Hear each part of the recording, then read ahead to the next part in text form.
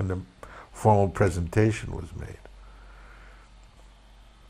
When he went in the temple and he took the Charanamrita, and then he stopped and said, "It is salt." And then on the altar, they had placed the Acharya photos. I think it was Bhaktisiddhanta's photo was placed upside down. To cure me of my disobedience and jealousy, Prabhupada ordered me to take sannyas, and that sannyas would be a cure, because I had to give up all my position. I was in charge of the press and the New York Temple. I mean, that had to all be given up. Sannyas is purification. I had no choice in the matter. Prabhupada just came down the stairs and just stood over me as I was bowing down and said, "Tridandi Goswami Brahmananda Swami," and then walked out. When we would come back through the alley, we would stop right beneath Prabhupada's room, in his window. And we would continue chanting there until Prabhupada came to the window, and traditionally he would wave. On one particular day, we were out there chanting, and Prabhupada looked out the window and waved, and then he told Karandar, he said, "Don't involve them in this." And he was speaking about the controversy that was going on with the sannyasis. He said, "Don't involve them in this, they're innocent." I remember when Srila Prabhupada was getting ready to leave Los Angeles to go back to India, and he wasn't feeling well. And that's when Srila Prabhupada spoke to us for the first time about Vani and Vapu. How Vani is a much more intimate association with the spiritual master than just associating with his physical form, but being absorbed in both hearing and executing his instructions and his teachings links the disciple in a much more intimate way with the spiritual master, in an eternal way rather than a temporary way. So Srila Prabhupada spoke on that, and of course, it was very encouraging to hear it, but at the same time it was very sad as we felt great separation. Part of Prabhupada's leaving America, going back to India, is that there were the circumstances of myself and some others that were so offensive that Prabhupada wanted to leave. But another aspect is that he did not want to leave, and there's a conversation, it's in the conversations, Prabhupada talks about how Lord Dwarkadish wanted Prabhupada to go back to India, and Prabhupada didn't want to go. Prabhupada didn't want to go because his spiritual master had given him the Western world to preach in, and Prabhupada considered that his godbrothers, they were given India to preach in, so there was no need for him to be in India. And furthermore, that he had just gotten the Watsika Avenue facility, and he wanted to develop that as the world headquarters for the Hare Krishna movement. But in this conversation, Prabhupada says that Lord Dwarkadish ordered me to go. And he said, I was talking with the deity, and I was arguing with Lord Dwarkadish that I don't want to go. And Lord Dwarkadish was commanding me to go, that I want you to go. And Prabhupada is saying, but I have this very nice temple, and I want to develop it. And Lord Dwarkadish said, all right, I want you to go to India, that if you go to India, I will give you a temple that is better than this Watsika. Prabhupada couldn't refuse that. Prabhupada said, all right.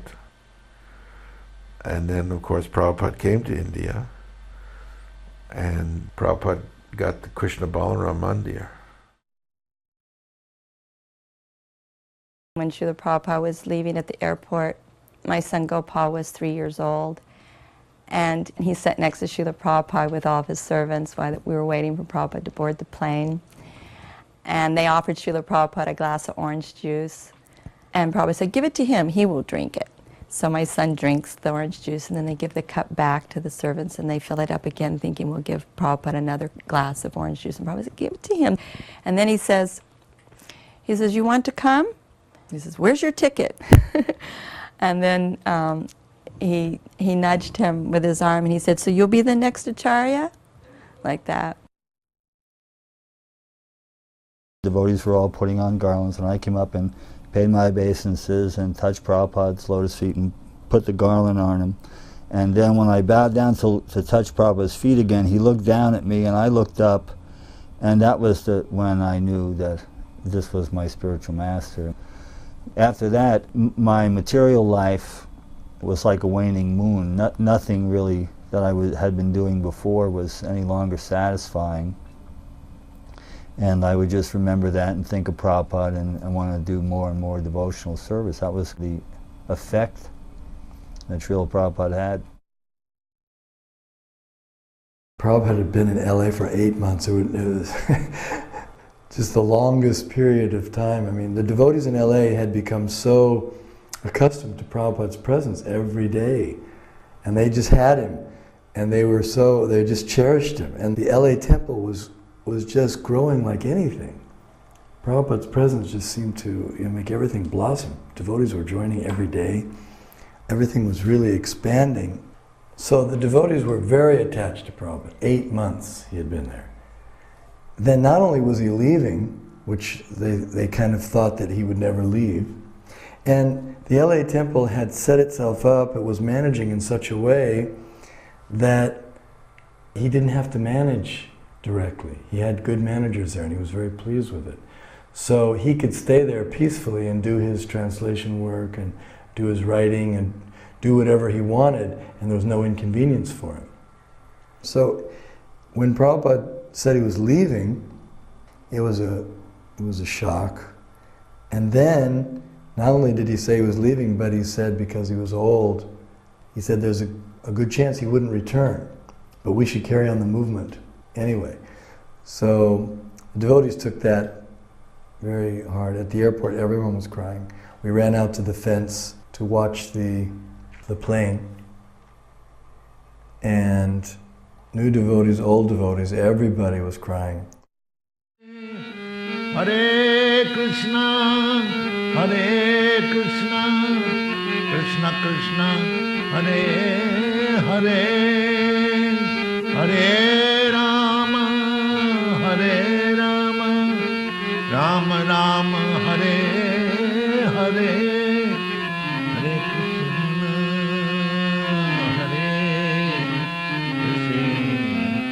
Krishna Krishna, Hare Hare, Hare Krishna, Hare Krishna, Krishna Krishna, Hare Hare, Hare Rama, Hare Rama, Rama Rama, Hare Hare.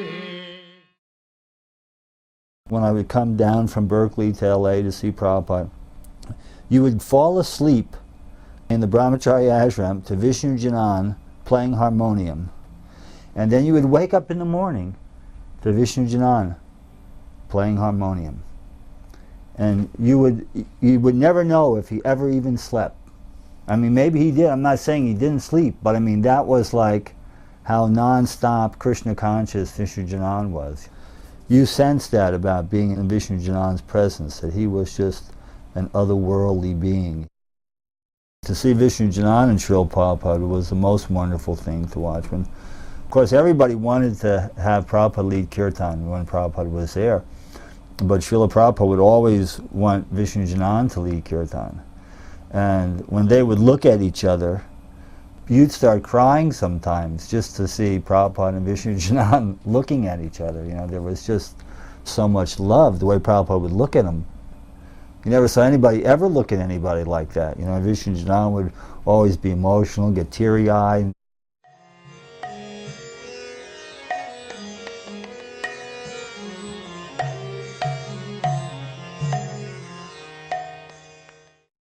This is August 1970, New Vrindavan. I was a brand new devotee, and Satsvarup Das Adhikari and Uddhava Prabhu drove some of us new guys down from Boston to New Vrindavan for Janmashtami festival, which was the festival in ISKCON at the time. It was pre-India gatherings.